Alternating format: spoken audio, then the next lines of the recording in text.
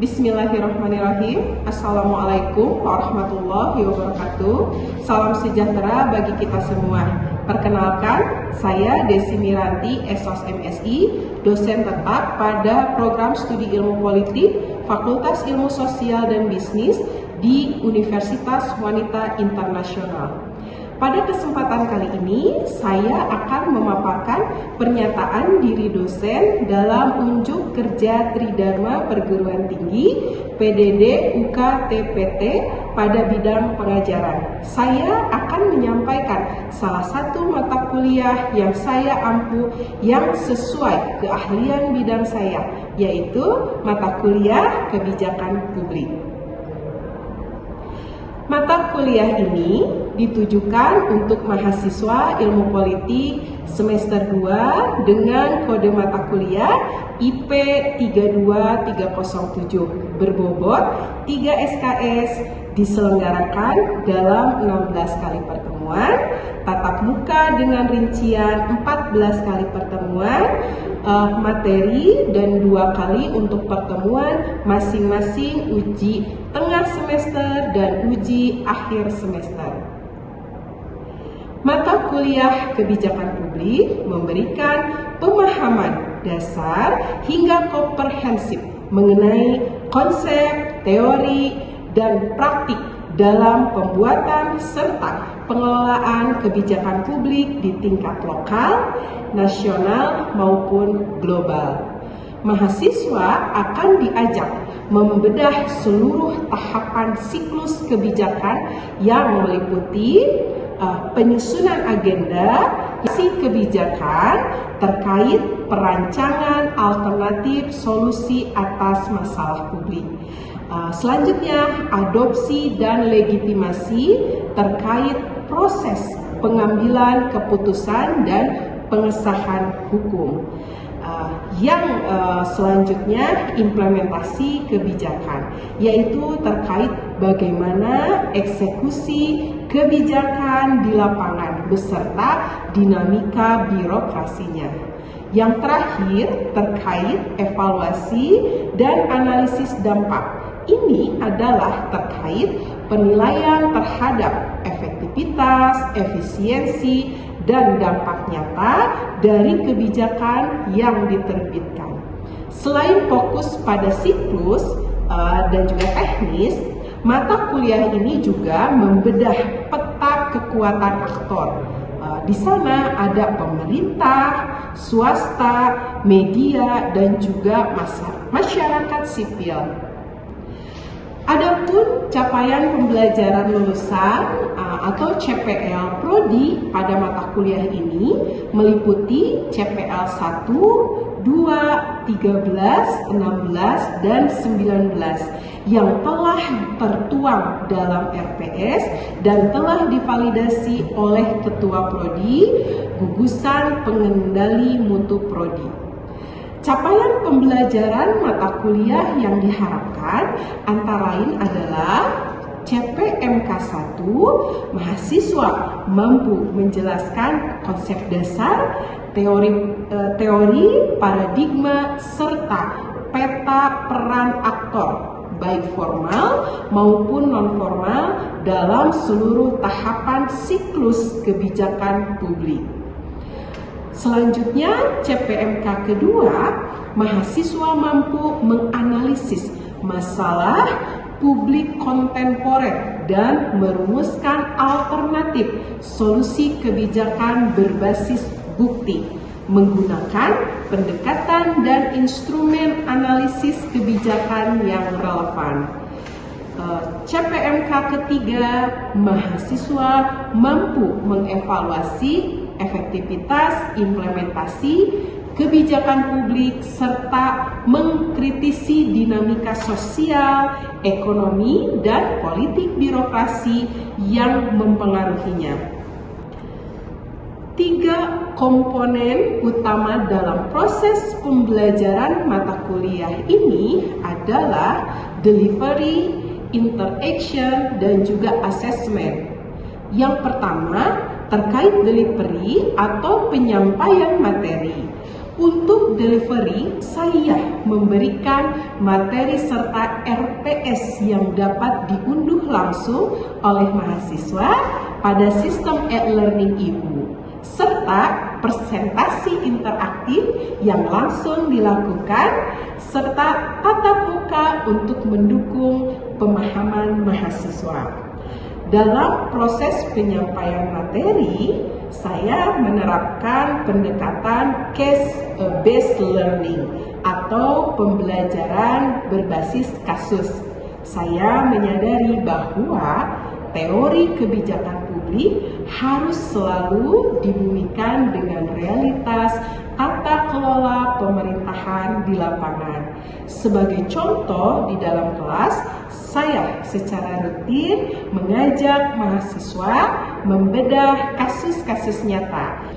Keberadaan kebijakan publik di negara modern memiliki fokus utama, yakni pelayanan publik, di mana prioritas dari pencapaian negara terhadap pertahanan dan peningkatan kualitas hidup lebih diutamakan dan diunggulkan.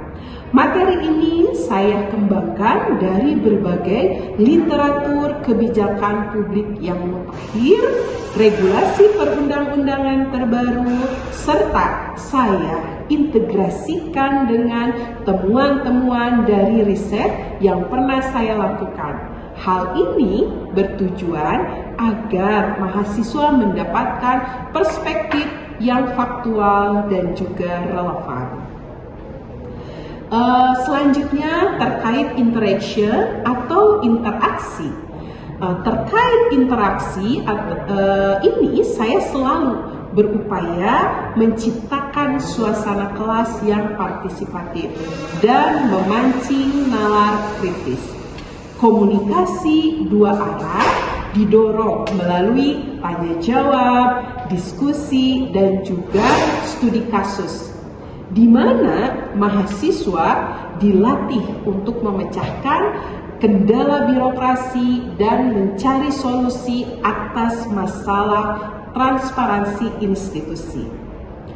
Interaksi tidak hanya berhenti di ruang kelas. Saya menggunakan e-learning kampus dan juga grup WhatsApp sebagai forum diskusi asinkron dan wadah berbagai informasi terkini. Selanjutnya terkait asesmen atau penilaian, aspek ketiga adalah asesmen atau penilaian ini. Pada pertemuan pertama, saya selalu menyampaikan kontrak kuliah secara terbuka yang mencakup proporsi penilaian. Persentase nilai biasanya terdiri atas kehadiran dan keaktifan sebesar 20%, tugas dan analisis kasus-kasus besar itu 20%, uji tengah semester sebesar 30% dan uji akhir semester 30%. Pada mata kuliah ini mencakup asesmen formatif untuk penilaian proses yang dilakukan melalui tugas individu maupun tugas kelompok berupa makalah analisis kebijakan serta penilaian sikap dan keterampilan. Selanjutnya penilaian sumatif untuk penilaian akhir berupa ujian tengah semester dan juga ujian akhir semester. Demikianlah deskripsi singkat mengenai mata kuliah kebijakan publik yang saya ampuh berdasarkan prinsip delivery, interaction, dan juga assessment.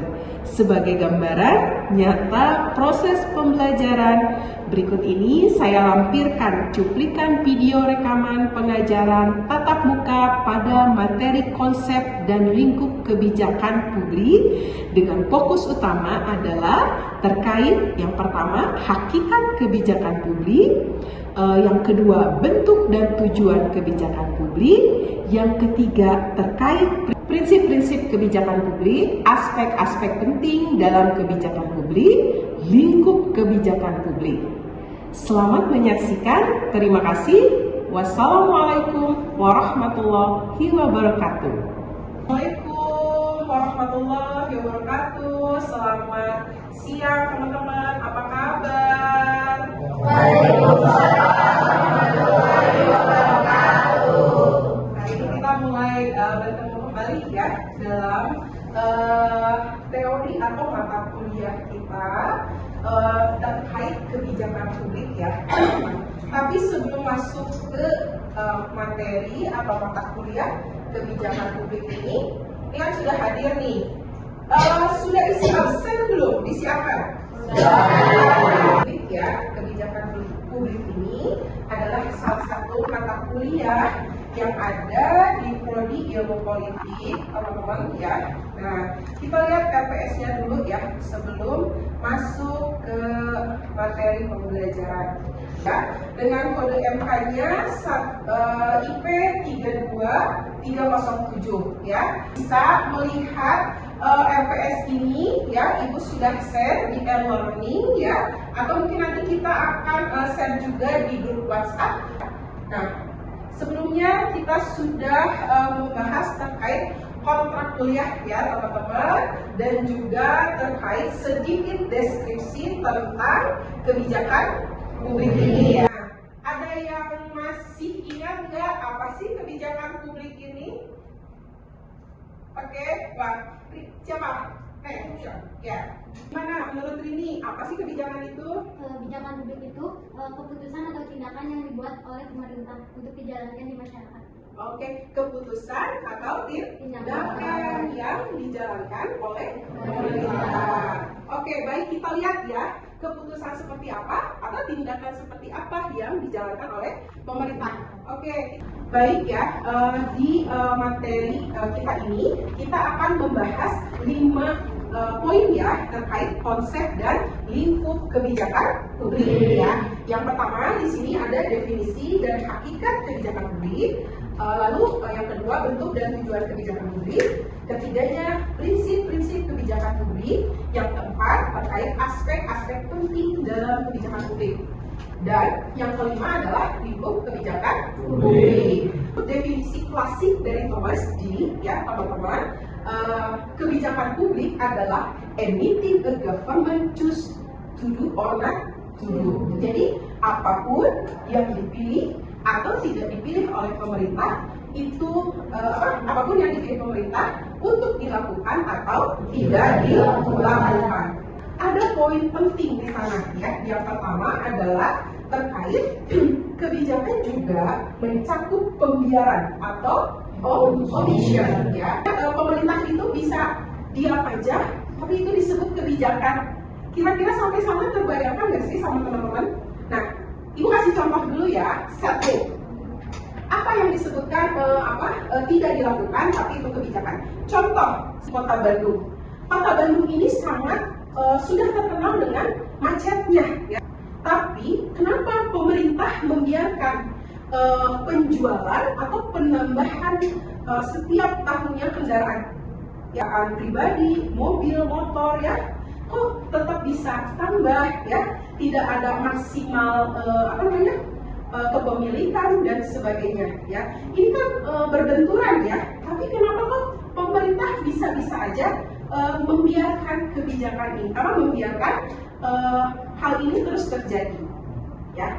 Nah, karena ada beberapa alasan ya, di mana meskipun pemerintah tahu ini macet ya, Kota Bandung ini macet, akan tetapi karena di Kota Bandung ini adalah salah satu kota yang perputaran perekonomiannya bagus ya, dan juga menunjang untuk memenuhi kebutuhan masyarakat ya.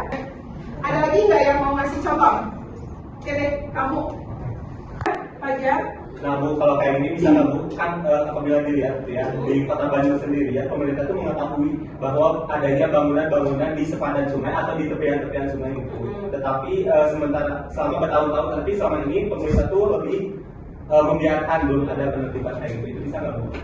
Oh, bisa saja, bisa ya. Karena kenapa di salah satu ya ini kenapa sih dibiarkan sementara ada beberapa bangunan liar ya, ada juga misalnya di pinggir jalan atau di wilayah lainnya. Baik, pertanyaannya atau informasinya sangat bagus ya Pak Ja. Betul ya, memang selama berpuluh-puluh tahun ya pemerintah itu memang membiarkan adanya pemukiman liar ya, dan juga di bantaran sungai ya. Padahal kita tahu ya, masalahnya jika terjadi terus-terusan itu akan terjadinya seperti contohnya banjir ya. Bangunan liar juga kan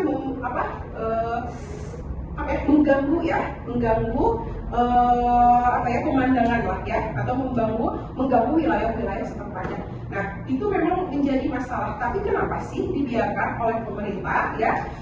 Alasannya juga sangat krusial ya, khususnya di ranah politik atau di ilmu politik ya. Nah, itu karena penertiban ya. Bayangkan nggak, di satu kota aja, ini poin satunya adalah tentang penertiban. Di satu wilayah saja ya, bukan hanya satu atau misalnya 10 atau 20 rumah kan, tapi sampai ratusan rumah. Itu membutuhkan biaya tinggi atau biaya politik yang sangat tinggi ya. Yang pertama nantinya ada resistensi dari publik ya, terus juga ada potensi tuduhan pelanggaran HAM.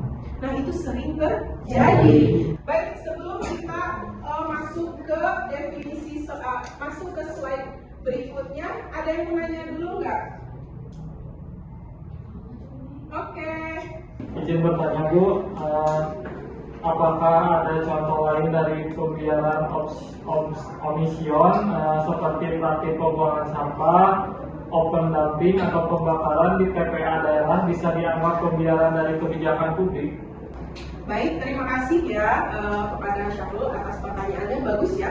Karena memang kadang-kadang ya, apalagi di wilayah misalnya perkampungan ya, atau wilayah-wilayah yang tidak padat penduduk, biasanya kita kadang-kadang suka melakukan ini ya, open dumping ya terhadap sampah atau pembakaran sampah gitu ya di dekat lingkup tempat tinggal kita ya, bahkan mungkin di pinggir rumah kita ya. Memang betul ya, sebetulnya menurut praktik pembuangan sampah itu atau pembakaran sampah itu memang sebetulnya sudah ada ya dalam Undang-Undang Nomor 18 Tahun 2008 ya, bagaimana itu melanggar peraturan dalam kebijakannya. Kenapa? Karena akan memicu kebakaran ya, juga selain kebakaran TPA, pencemaran air ya biasanya, serta emisi gas rumah kaca ya. Memang permasalahannya banyak ya, betul nggak sih? Karena kan kita suka melihat ya, misalnya banyak yang suka bakar sampah ya. Tapi kenapa sih dibiarkan ya? Karena ketika pemerintah membuat ya atau merencanakan ya atau membuat inovasi ya untuk membuat tempat sampah atau TPA atau pembuatan sampah, pengolahan sampah yang sama dengan modernnya atau sama bagusnya dengan negara lain, APBD-nya sesuai ya. Ketika kita mau membuat pengelolaan sampah ya yang lebih modern ya, agar sampahnya ini tidak menjadi salah satu permasalahan. Nah, kadang-kadang pemerintah itu harus berdiskusi panjang dulu ya. Apakah ini nanti akan ketika dibuat pengelolaan sampah ini akan menjadi sebuah pengurangan alokasi dana APBN yang besar ya, atau misalnya penggunaan dana APBN yang besar atau tidak. Nah, itu menjadi salah satu faktor utamanya ya. Lalu apakah nanti akan berjalan efektif atau tidak? Karena tetap ya nanti sesuai bagaimana SDM di wilayah tersebut melakukan kegiatan sehari-hari, kebiasaannya seperti apa, gitu ya. Oke, cukup? Oke, baik, terima kasih. Kita lanjut ya ke slide berikutnya. Nah, ini adalah pengertian atau definisi dari kebijakan publik ya. Ada beberapa poin di sini. Nanti teman-teman juga bisa membaca ya dari berbagai ahli atau sumber terkait kebijakan ini. Nah, kita lihat salah satunya ya, suatu rangkaian keputusan yang saling memiliki hubungan yang diterbitkan oleh badan dan pejabat-pejabat pemerintah ya. Lalu menurut Tachana dalam Herdiana bahwa substansi kebijakan hakikatnya merupakan kesepakatan dari suatu keputusan dari beberapa rangkaian pilihan yang berhubungan satu sama lain. Kebijakan pada dasarnya ialah suatu kegiatan dari pemerintah yang mengatur kehidupan masyarakat maupun publik. Satu lagi kita lihat dari Ramadhani. Tidak lain adalah kegunaan kebijakan publik diorientasikan untuk pemenuhan kebutuhan dan kepentingan masyarakat yang pada awal kebijakan ditetapkan oleh para pihak-pihak atau aktor-aktor yang terlibat ya. Nah, jadi kebijakan ini yang paling bagus adalah kebijakan diambil dari isu-isu yang sedang up to date atau isu-isu yang penting, yang krusial, yang ada dalam ranah sosial atau dalam masyarakat. Apa sih isu yang atau permasalahan-permasalahan yang saat ini harus diangkat menjadi sebuah regulasi ya atau kebijakan. Kita lihat misalkan nanti dari beberapa isu ini kita angkat satu misalnya atau dua ya. Nah, kita proses ya. Isu ini kita proses dalam sistem politik kita ya di pemerintahan. Nah, kita setelah diproses lalu muncullah nanti regulasi atau undang-undang yang akan disebarkan ya, disosialisasikan dan nanti. Oke, selanjutnya kita lihat ya terkait kebijakan publik. Saat ini keberadaan kebijakan publik di negara modern ini kita memiliki fokus utama yaitu pelayanan publik ya. Nah, di mana prioritas dari pencapaian negara terhadap pertahanan dan peningkatan kualitas hidup lebih diutamakan dan diunggulkan. Siapa yang tahu tata kelola pemerintahan yang baik itu apa? Tahu nggak prinsip-prinsip good governance itu ada berapa? 8. Hebat ya, teman-teman udah sangat ini ya, sangat memahami ya. Apa aja prinsipnya? Akuntabilitas. Oke, akuntabilitas. Oke, apa? Transparansi. Apalagi partisipasi. Efektivitas, efisiensi. Oke, siap. Dan yang lainnya ya. Jadi fokus kepada pelayanan publik ya. Bagaimana masyarakat ini bukan lagi objek ya, tapi mereka adalah masyarakat yang harus dilayani ya, yang harus dipenuhi segala kebutuhan sebagai masyarakat ya teman-teman. Nah, studi kasus kebijakan publik ya terkait PKH ya. Nah, ini juga salah satu. Nanti teman-teman boleh silahkan lihat ya. Misalkan teman-teman mau lihat pada undang-undang ya, atau misalkan sumber-sumber lainnya, atau teman-teman nanti boleh lihat artikel-artikel yang ibu bikin pada rumah jurnal ya. Nanti ibu share, boleh teman-teman silakan membacanya. Nanti kita akan bedah ya, apa sih studi kasus kebijakan ini terkait PKH ini ya teman-teman. Apa sih tujuan pemerintah ini membuat program ini? Mensejahterakan masyarakat, melayani masyarakat. Siapa aja dalam PKH ini? Kita lihat ya, komponen kesehatan ya untuk ibu hamil dan anak usia dini ya, lalu juga komponen pendidikan ya dengan kategori yang sudah dijelaskan di sini, dan yang terakhir adalah komponen kesejahteraan ya. Nah, kategorinya lanjut usia ya dan penyandang disabilitas.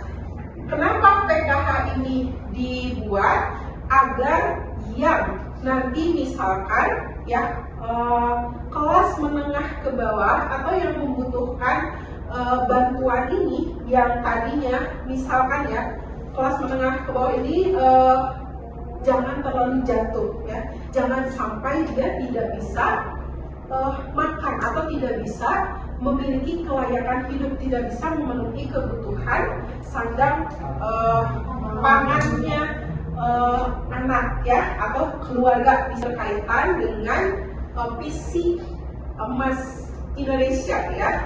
Nah, jadi apa studi kasusnya kita lihat ya. Nah, ini program yang baik yang dibuat oleh pemerintah. Bagaimana PKH menerapkan fokus kebijakan yang modern? Kita lihat ya di sini.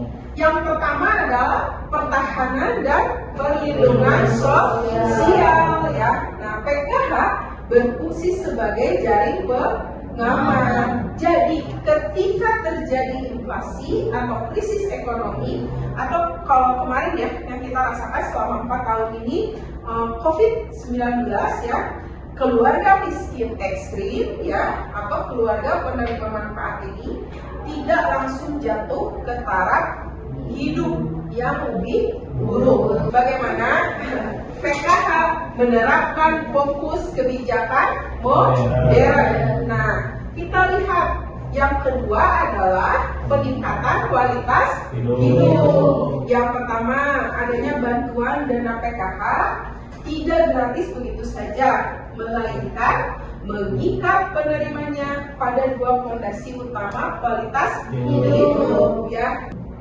Lalu pendidikan, anak-anak usia sekolah wajib hadir di kelas minimal 85% dari hari sekolah. Jadi memang ini adalah peningkatan kualitas hidup. Biasanya kan ada tuh yang sudah dikasih dikasih keringanan, dikasih kebijakan ya, program, tapi tidak dimanfaatkan dengan baik ya. Nah, teman-teman yang menggunakan KIPK juga, kalau tidak hadir sekolah itu tidak hadir kuliah ya. Nah, itu salah satu ciri tidak menggunakan tidak menggunakan KIPK-nya dengan baik. Kita selesai ya untuk materi ya kali ini ya di mata kuliah kebijakan publik kita ini ya teman-teman. Gimana, seru nggak teman-teman? Sebelum ditutup ada pertanyaan dulu nggak? Kenapa nih ya? Soalnya tadi udah ya kita diskusi. Oke, kalau gitu Ibu ya, sebelum kita menutup perkuliahan ini, Ibu akan membuatkan tugas ya buat teman-teman ya. Nah, tugasnya ini ya nanti bisa diakses oleh teman-teman di e-learning ya, e-learning kita, atau mungkin nanti kita akan bahas di grup WhatsApp kita ya teman-teman. Nah, tugasnya adalah teman-teman membagi dulu nanti 2 kelompok ya. Nah, antara kelompok yang pro dan yang kontra terhadap program KIPK ya. Nanti Ibu akan buatkan tugasnya ya. Nanti hari Senin atau Selasa teman-teman boleh sudah bisa mengakses tugasnya di e-learning ya, dan boleh membedah kasus ya atau studi kasus terhadap program KIPK ya. Baik teman-teman ya, kita akhiri dulu pertemuan kali ini ya. mudah-mudahan pertemuan ini memberikan dampak yang sangat baik ya teman-teman. Nah, terima kasih kepada teman-teman Ibu ucapkan untuk pertemuan kali ini. Assalamualaikum warahmatullahi wabarakatuh. Waalaikumsalam warahmatullahi wabarakatuh. Terima kasih.